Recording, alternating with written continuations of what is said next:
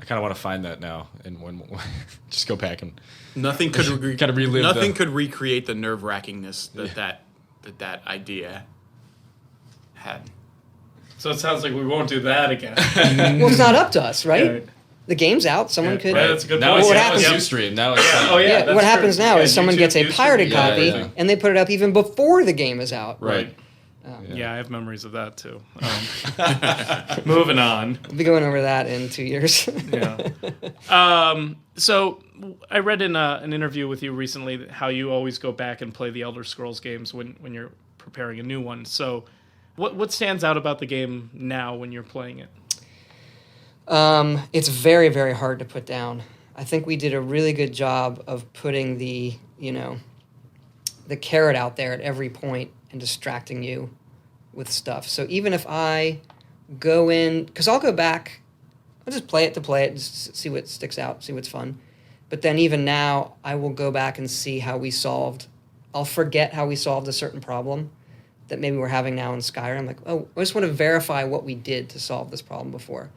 And to me, it's like I go in for 5 minutes, 10 minutes and check, and then I'm done. And I can't put it down. I just start playing, and it's 2 hours later. I'm like, uh-oh, I better get back to work.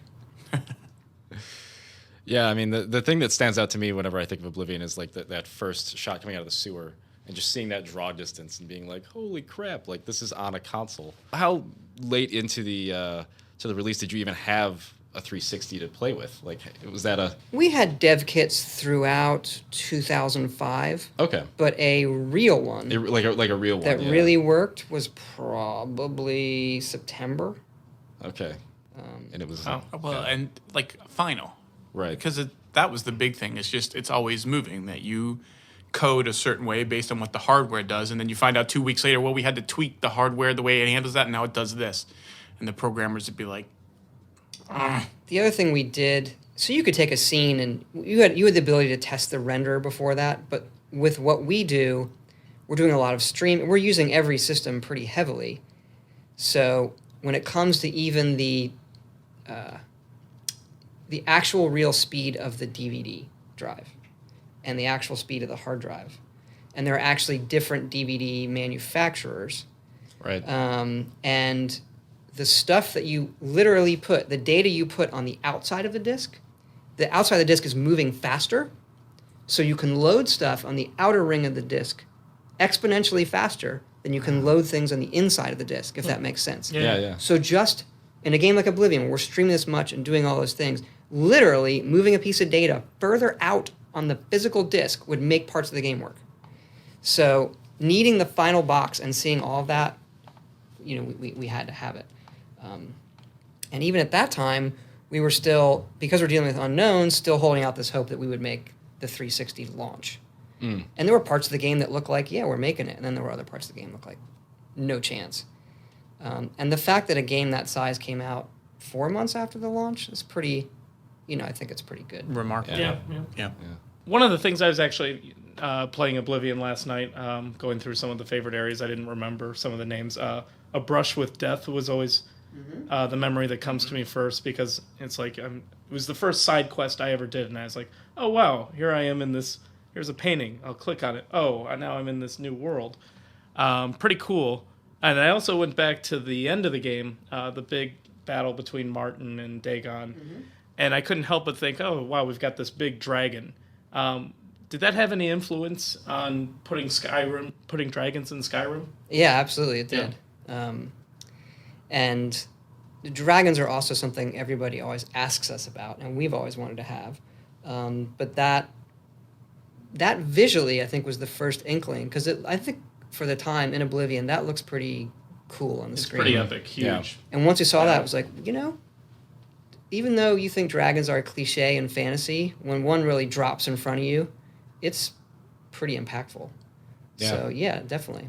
Brush with Death was a really, really cool quest that Al Nanes put together. And it was one of the things that came up. We had a big, big brainstorming session. Just put on a huge whiteboard every miscellaneous quest idea. And that one definitely is one of my favorites. I think it's good to have a few where, it opens up and you're like, you got to be kidding me. I love just looking at the skybox on on that just because it looks perfect like a painting. Is there anything that you guys wanted to do in Oblivion that now you're doing in Skyrim, that like ideas that you had and kind of didn't, maybe have enough time? Or The big thing is how the AI probably manifests itself on the screen. We were really pushing just having the people move around in Oblivion with the AI. Like, now they're going to sleep, now they're eating, because it's really coming off more when everybody just stands where they are. But we never quite, it didn't seem believable enough when you go back and look at Oblivion. We had wanted to, we need a lot more animations, we need this. So coming into Skyrim, that was a big priority. You can take all the other little stuff, graphics, things like that, people's faces, women who don't look like they've been beaten with potatoes.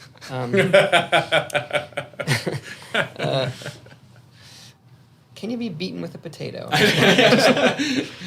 That's actually how they look now. If you were to say someone's been beaten by a potato, they look like a woman in Oblivion. By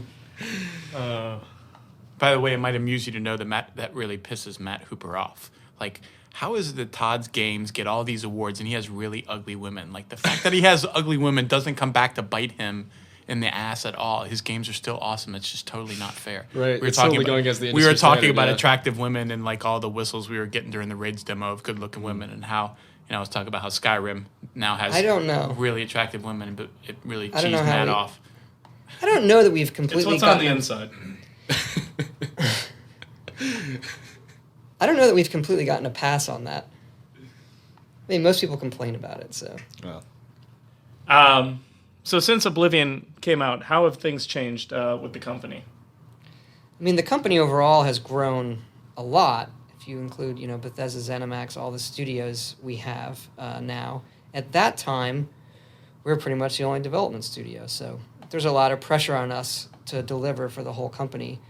But fortunately, even though all these areas of the company have grown, for myself and my group, things haven't. We're a bit bigger for scale, but my day-to-day directing the team and directing the games hasn't changed. I do a lot of things to sort of keep it that way. I like to focus on one game at a time, and but most people's jobs have remained the same. It's just when it comes to something like art or code, design, anything, it all just takes longer. Because we're able to put more detail in the art, we'll be able to do more with quests, and also the quality bar that we have keeps going up. We want to do a better job each time, and oftentimes that just takes more personal manpower time to make a quest that has all the things that you want it to have and has all the dialogue right and the scenes, and all the art has all the details, and the code itself is letting the players do even more things. So, Right. I mean, I think we talked about, in the podcast I did with you guys, obviously, our group, of which the three of us belong to on the marketing side, has grown quite a bit, percentage-wise, much more than Todd's team.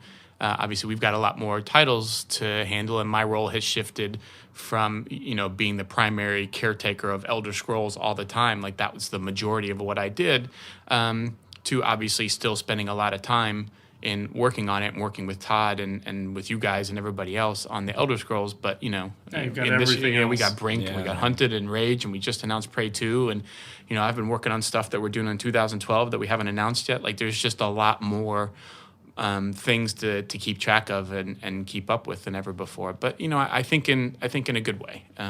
So I think the thing that I have noticed that I'm appreciative of is that we still have much of the same feel as we did before in terms of people, even if we've gotten larger. And I think that goes in large part to the fact that the studios that we now have internal, as Todd said, it went from just Bethesda Game Studios to id and Arcane and Machine Games and Tango. All of those guys have a very similar culture. They all fit really well with us in terms of their design philosophy, in terms of their personalities, low ego.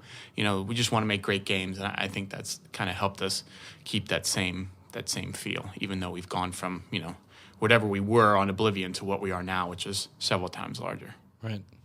I think that's a nice note to end on. Well, thanks a lot for coming by, guys. I mean, Yeah. to do this again Happy next year when it's anniversary. the what's the 10-year anniversary of Morrowind next year. So we'll do it again. Oh, wow. And you Yeah. can really stretch your memories. Boy, talk about long time ago. We'll have to call Pete back for that one. Yeah. Okay, thanks guys. Thanks.